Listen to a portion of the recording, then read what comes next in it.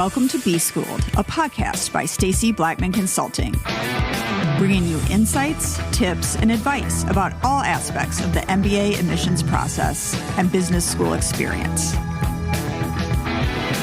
And now, here's your host, Social Impact CEO, Stanford GSB alum, and MBA admissions consultant, Chandler Arnold.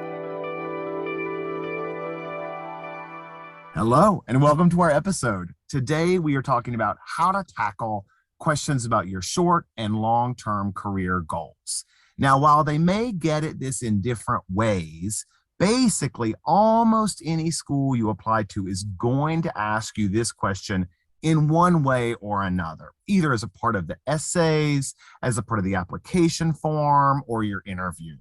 And I will say this is something I worried about personally as an applicant years ago. And I definitely know that it's one of the top questions our applicants and podcast listeners worry about the most.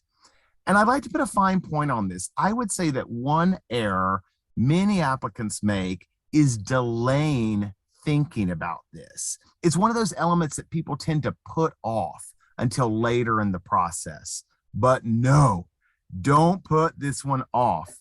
You know this question is going to come up, and I repeat, it will come up almost always. And I promise you that it's so much better to tackle this question head on and to do it sooner rather than later in your own process. But here's the great thing.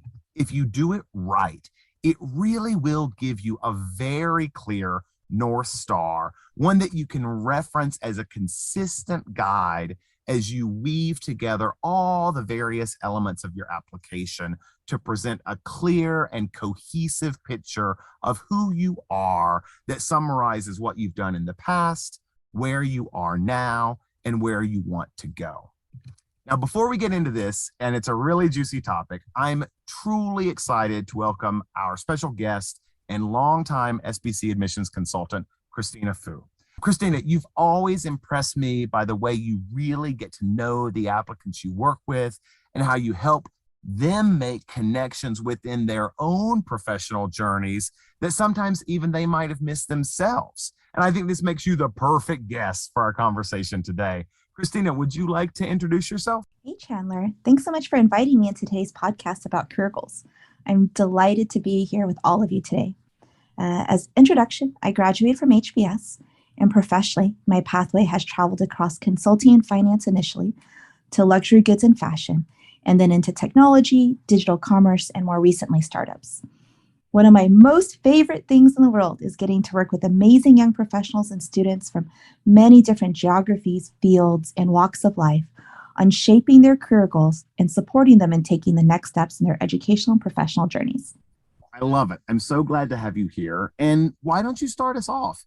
Absolutely. MBA programs are typically interested in understanding the threads between your past, present, and future.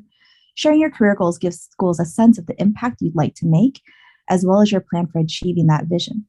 Hopefully, your goals will authentically reflect who you are and the North Star that guides you, as well as how an MBA program will help you reach your dream. Sharing meaningful, clear career goals is important not just for your essays and application forms, but it's also critical for your overall application journey and your thought process, even outside of the MBA process. Christina, I totally agree with that. I remember looking back when I mailed off my applications. And yes, back in those days, we actually did mail them off in a giant envelope. And I was kind of blown away by all I'd learned about myself in the process. And when I started the process, I felt like I had a pretty clear idea who I was. But if you do it right, it really can be this great sort of journey of self-discovery. But I'm the first to admit that these questions can be a little overwhelming.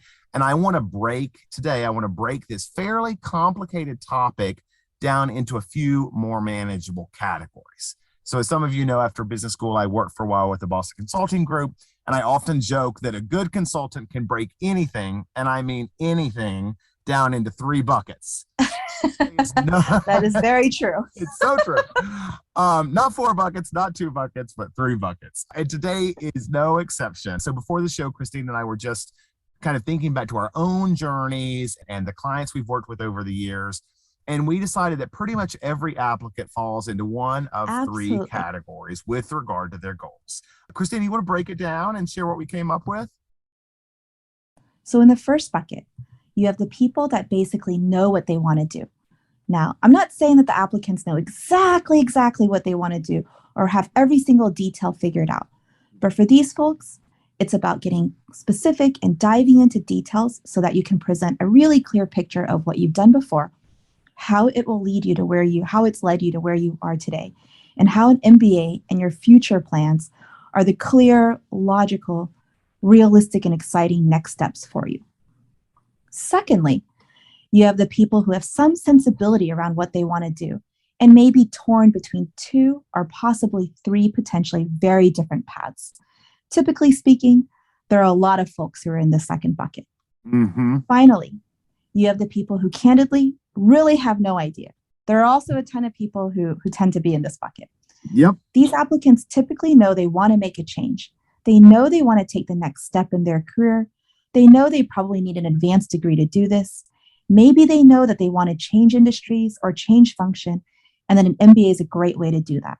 But very often, if they're honest with themselves, they don't yet have a clear idea about what this will look like for them specifically. And we're here to tell you that that is okay. We've got you covered. We've both been there, and we're excited about helping folks figure this out for themselves. So let's jump into that first bucket, so to speak, for the people that have a pretty good idea of what they want to do post business school, but they really need to work on their narrative and the specifics of that story. Christina, you want to start us off? How do you typically kind of begin this process? Well, for clients who are lucky enough to have a firm grasp of their short and long-term goals, which, by the way, tends to be a minority of applicants, I encourage them to paint a very clear picture that includes not only what you want to do, but also why you want to do it and what you need to learn to prepare you for what lies ahead. What problem do you want to solve? What are your ideas on how to solve this problem? What skills, experiences, etc. do you need to build to be able to successfully attain this aspiration? You want to share career goals that are genuinely exciting to you, that feel compelling to you, and that are also meaningful, attainable, clear, and hopefully relevant to MBA programs, of course.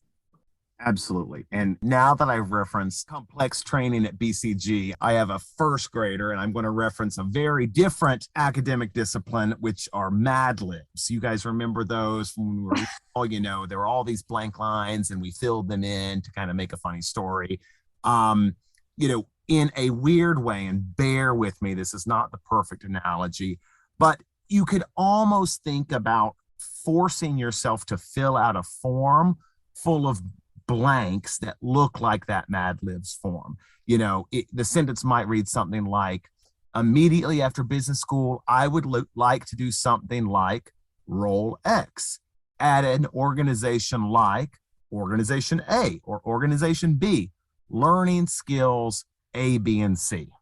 In the longer term, say 10 years out, I would ultimately like to leverage these experiences into something like role Y at an organization like company C or D, learning skills E and F to advance my long-standing passion and commitment to topic X.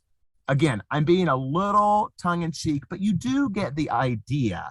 It's not exactly rocket science, the structure that you want to be able to articulate. It's the content that you insert into that structure that is so personal and relevant and important and specific to you and your own journey. But I found that when I share those sort of like sample sentences with people, it's like they breathe a big sigh of relief because it's suddenly not quite so daunting because they've got a framework that they can work with. Christina, maybe do you have an example of a time you've worked with an applicant in this category? Sure. And I'd also like to first share that while schools typically don't hold you to your goals once you enter the program, they usually want to see that you're able to cogently and sincerely articulate a path forward. Yeah. Many schools also like to know how their MBA program can help you succeed in that pathway. Mm-hmm. So I always encourage my